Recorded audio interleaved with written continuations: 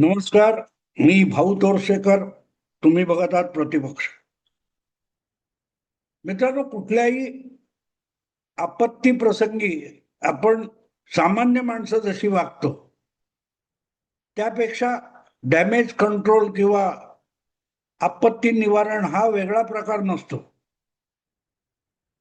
भूकंप झाला, अतिवृष्टी झाली, महापूर आला, तर त्याचं व्यवस्थापन करण्यासाठी आपत्ती निवारण नावाची एक यंत्रणा सरकारने निर्माण करून ठेवलेली आहे. जिथे शक्यता असते वादळी पूर येण्याची, सुनामी वगैरे वगैरे, तिथे ताबडतोब अशी पथकं पाठवली जातात की जे सैनिकी शिस्तीने संकटापासून लोकांना वाचवण्याचा प्रयत्न करतात. त्याला डॅमेज कंट्रोल म्हणतात. म्हणजे नुकसान होणार आहे, पण ते नुकसान कमीत कमी व्हावं यासाठी प्रयत्न करायचे असतात. वादळ येणार आहे फार मोठं, काय तो भूकंप होण्याची शक्यता आहे किंवा भूकंप झालेला आहे, अशा वेळेला जे आपत्ती निवारण पथक असतं ते काय करतं, तर पहिल्यांदा जी जिवंत माणसं आहेत, जखमी झालेली आहेत, त्यांना सुरक्षित जागी हलवतात आणि त्यानंतर ढिगाऱ्याखाली काढले गेलेले असतील, मृत पावलेले असतील, त्यांच्याकडे बघतात. थोडक्यात कमीत कमी नुकसान हा आपत्ती निवारणाचा मंत्र असतो. आपल्याकडे डॅमेज कंट्रोल हा शब्द इतका सरसकट वापरला जातो की आता काल परवा आपण बघितलं, उद्धव ठाकरे यांच्या पक्षामध्ये जी फाटाफूट होऊ घातलेली होती, किंवा साधारण महिना दीड महिन्यापासून जे बंगालमध्ये ममता दिदींच्या तृणमूल काँग्रेस पक्षात चालू आहे, त्याच्या आधी तुमच्या आम आदमी पक्षाच्या फाटाफुटीचा विषय होता. तर ज्या वेळेला अशा घटना राजकारणात घडतात, त्या सरसकट पत्रकार, आता केजरीवाल, आता ममता दिदी डॅमेज कंट्रोलच्या मागे लागलेले. पहिली गोष्ट लक्षात ठेवायचं की डॅमेज कंट्रोल हा शब्द जेव्हा आपण वापरतो तेव्हा नुकसान झालेलं असतं आणि जे नुकसान होतंय ते कमीत कमी व्हावं यासाठी प्रयत्न करणं आवश्यक असतं. तुम्ही त्या वादळाशी, त्या भूकंपाशी लढाई करू शकत नसता आणि म्हणूनच त्याच्या तावडीतून आपली अधिकाधिक माणसं सुरक्षित जागी हलवणं, त्यांना त्या आपत्तीपासून वाचवण्याचा प्रयत्न करणं अगत्याचं असतं. त्याच्याऐवजी तुम्ही त्या भूकंप असेल, महापूर असेल, जो आणखीन काही असेल, सुनामी असेल, त्याच्या नावाने बोटं मोडत बसलात, त्याला शिव्याशाप देत बसलात, म्हणून होणारं नुकसान थांबणार नसतं, ते अधिकच होत जातं. मी सध्या उद्धव ठाकरे सेनेतले जे 6 खासदार अखेरीस शिंदे यांच्या गळाला लागले, किंवा शिंदेनी एक पत्रकार परिषद घेऊन वाजत गाजत त्या 6 खासदारांना आपल्या पक्षात समाविष्ट करून घेतलं आणि त्याच्या पुढे जाऊन आपण सगळी कायदेशीर बाजू पूर्ण केली आहे असं ठणकावून सांगितलं, तेव्हा एक गोष्ट लक्षात घ्यावी लागते की डॅमेज कंट्रोल उद्धव ठाकरे करत नाहीयेत, डॅमेज कंट्रोल एकनाथ शिंदे करतायत. काय म्हणून? तर पहिली गोष्ट म्हणजे अशा रीतीने पक्षांतर करणारे जे आमदार किंवा खासदार असतील, त्यांची निवडणूक रद्द होण्याची शक्यता असते. त्यांना पक्षांतर केल्यामुळे अपात्र ठरवलं जाण्याचा धोका असतो.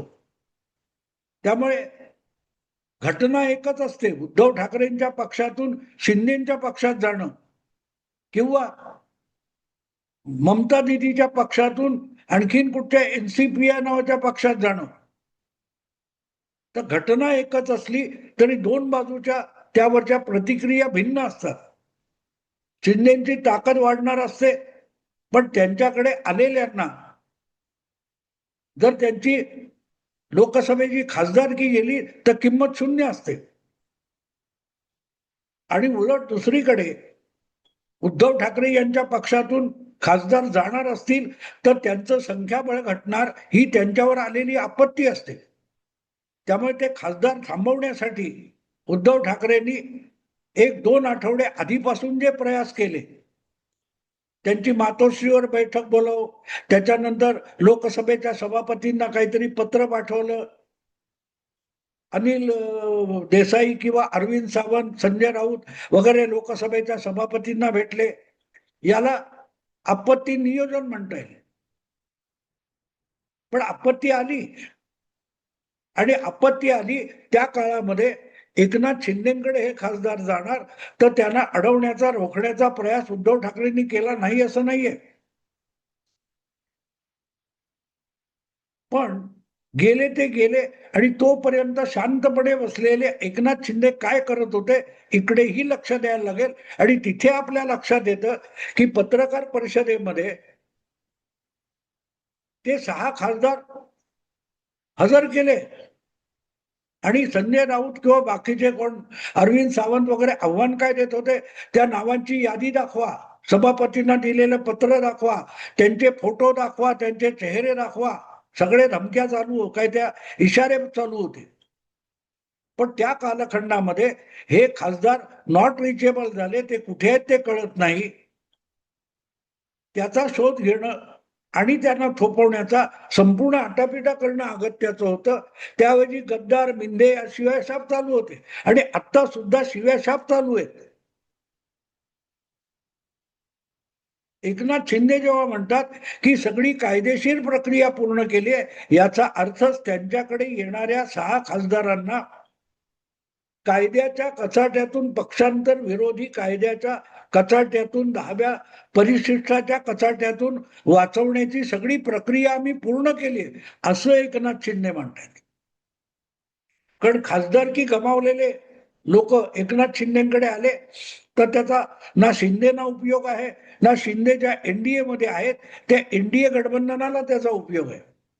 आणि म्हणून मुद्दा असा आहे की आपत्ती निवारण एकनाथ शिंदेनी परफेक्ट केलं की आपल्याकडे येणाऱ्या खासदारांना पुढल्या निवडणुकीत तिकीट देण्याच्या आश्वासनाबरोबरच त्यांची आत्ताची खासदारकी सुरक्षित राहील आणि ते अपात्र ठरवले जाणार नाहीत, याची काळजी घेतली. दुसरीकडे बघा, 4 वर्षापूर्वी त्यांनी जेव्हा उद्धव ठाकरे यांना झुगारून बंड पुकारलं, आणि जे 40 खासदार त्यांच्याबरोबर गेले, त्यांची आमदारकी जाणार नाही याची गॅरंटी एकनाथ शिंदेनी दिली होती, आणि ते दावा करत होते की आमच्या पाठीशी महाशक्ती आहे. ती महाशक्ती म्हणजे एक तुमचे अमित शहा आणि नरेंद्र मोदी एवढंच नव्हतं, तर त्यांच्या माध्यमातून अशा विषयातले जे जाणकार कायदे पंडित आहेत त्यांच्याकडून पूर्ण सल्लामसलत करून या 40 आमदारांची पुढल्या 2.5 वर्षासाठी आमदारकी जाणार नाही, अधिक त्यांची 5 वर्षानंतर परत आमदारकी मिळवता येईल इतकी सुविधा उभी करून ठेवणं. कारण एकदा तुम्ही अपात्र ठरलात तर पुढची 6 वर्ष तुम्हाला निवडणूक सुद्धा लढता येणार नाही.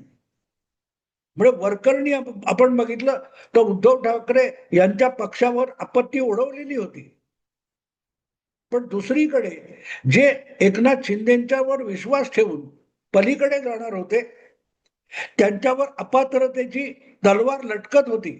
आणि अपात्रतेपुरता विषय नाही, तर पुढची 6 वर्ष निवडणूक लढवण्यातून पण बाद केलं जातं. म्हणजे आयुष्यातली 9 ते 10 वर्ष गेली असते.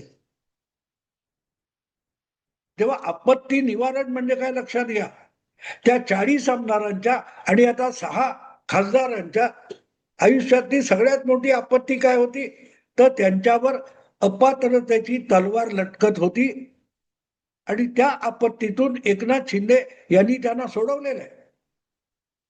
उलट ते जात असताना त्यांना कुणकुण लागल्यापासून कामाला लागलं पाहिजे. गेली 5-6 महिने तरी ऑपरेशन टायगरची कुणकुण लागलेली होती. तेव्हापासून उद्धव ठाकरे यांनी आपत्ती निवारण केलं असतं तर डॅमेज कंट्रोल झालं असतं.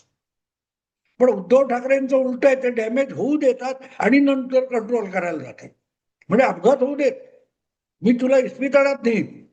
उद्धव ठाकरेंची गॅरंटी काय बघा, उद्धव ठाकरेंचा डॅमेज कंट्रोल याचा अर्थ असा की तुझ्या गाडीचा अपघात होऊन दे, अपघात झालेला नाही ना, अपघात होऊ दे, अपघात झाला की तुला अगदी हॉस्पिटलमध्ये घेऊन जाऊ, आयसीयू मध्ये ठेवू, काय ते व्हेंटिलेटरवर ठेवू, तुला मरू देणार नाही.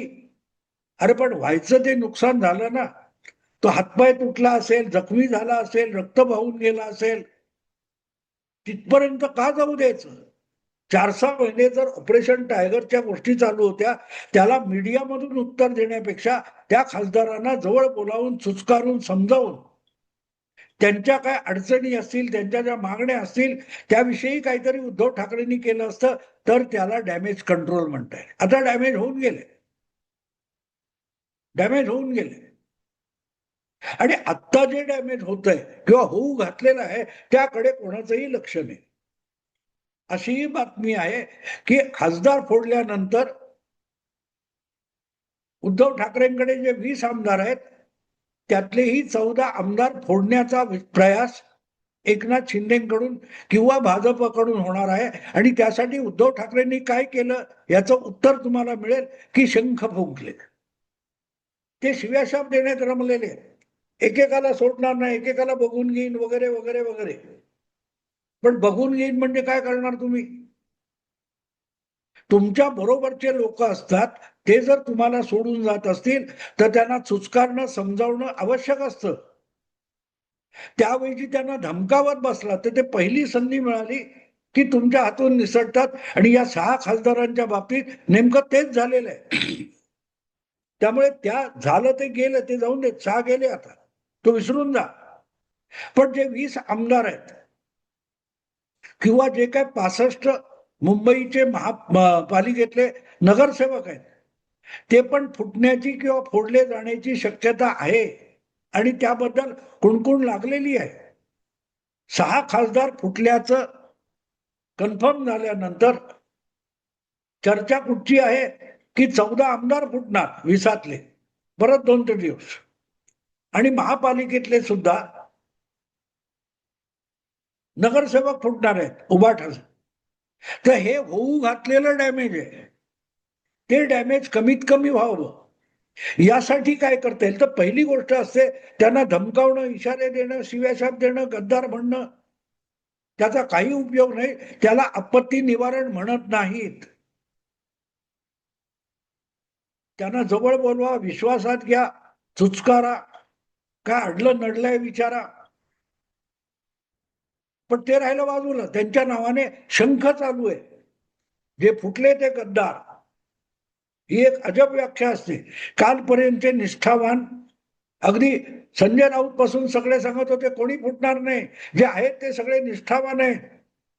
गेले ते सगळे आईचं दूध विकणारे होते, आता उरले ते अतिशय शुद्ध निष्ठावान आहेत. आणि 48 तासाच्या आत ते सगळे गद्दार झाले. ही परिस्थिती का आली आहे याचा कधीतरी विचार करावा. नुकसान भाऊ तोरसेकरचं होत नाही किंवा आमच्यासारखे इशारे देणाऱ्यांचं काहीही नुकसान होत नाही. तसा तर 25 एप्रिल 2020 6 वर्षापूर्वी, 6.5 6.25 वर्षापूर्वी अर्णब नावाचा सापळा असा व्हिडिओ बनवून मी उद्धव ठाकरेंना सावध करण्याचा प्रयत्न केला होता. उद्धव ठाकरे घरबेदी शोधा असाही एक व्हिडिओ मी 2020 मध्ये केलेला होता. पण उद्धव ठाकरेंना असे इशारे बघायची सुद्धा वेळ नसते आणि गरज नसते. मग डॅमेज होणार. आणि ते झालं डॅमेज की कंट्रोल करून काय करणार? कपाळावर हात मारून या. तुमच्या हातून शिवसेना गेली, नाव गेलं, पक्ष गेला, संघटना गेली, निवडणुकीचं चिन्ह गेलं, तरी सावध होण्याची तयारीच नाहीये. भूमिका साफ आहे. डॅमेज कंट्रोल याचा अर्थ आधी डॅमेज होऊन दे, मग ते कंट्रोल करू. तंगडी तुटली आहे का नाही ना, मग बँडेज कशाला बांधलं पाहिजे, मग मलमपट्टी कशाला करायला पाहिजे. मला एक जुना विनोद आठवतो. जुना म्हणजे मी कॉलेजच्या काळात असताना ऐकलेला की एका ठिकाणी एका कारखान्यामध्ये एका माणसाचा डावा हात तुटलेला असतो. आणि असा कोणातरी हात तुटलेला बघितल्यावर आपल्याला दया येते. तो तिथे आलेला माणूस असतो तो त्याला विचारतो, अरे बापरे तुझा एक हात तुटलेला आहे, काय झालं काय? झालं काय तुझा हात तुटायला? तो म्हणतो नाही ते मशीन चालतं ना, त्या मशीनमुळे हात तुटला माझा. तो म्हणला कसा तुटला? हात तुटला कसा, मशीन मध्ये घुसला आणि तुटला. तो म्हणाला हो, पण कसा तुटला? नाही म्हणाला, मी भयंकर फार मोठा सावध होतो. मी सावध होतो. मी डॅमेज कंट्रोल वेळीच केलं म्हणून डावा हात गेला. तो म्हणतो म्हणजे काय? म्हणजे काय? तर ते डॅमेज कंट्रोल केलं म्हणजे काय केलं? तर म्हणाला माझा उजवा हात मशीन मध्ये जात होता. तो मी वाचवला आणि त्या जागी डावा हात घातला. त्यामुळे डावा हात तुटला, पण माझा कामाचा उजवा हात टिकून राहिला. असं डॅमेज कंट्रोल मी केलं. उद्धव ठाकरे ज्याला डॅमेज कंट्रोल म्हणतात किंवा ते जे काय करतायत त्याला पत्रकार जेव्हा डॅमेज कंट्रोल म्हणतात, त्याचा अर्थ कळला मित्रांनो? उजवा हात जाणार होता तो वाचवायसाठी बाजूला केला योग्य वेळेला, पण हात तर जाणार होता म्हणून काय केलं तर डावा हात घातला. डावा हात फार कामाचा नाहीये म्हणून डावा हात चिरडून घेतला आणि उजवा हात वाचवला. याचा जर तुम्ही डॅमेज कंट्रोल म्हणत असाल तर धन्य आहे मित्रांनो तुमची. आणि पत्रकार मित्रांची सुद्धा मी कौतुक करीन की त्यांना डॅमेज कंट्रोल नेमकं किती कळलं. असो मित्रांनो, मी आता थांबतो. आवडला लाईक करा, शेअर करा आणि प्रतिपक्षाला सबस्क्राईब करा. नमस्कार.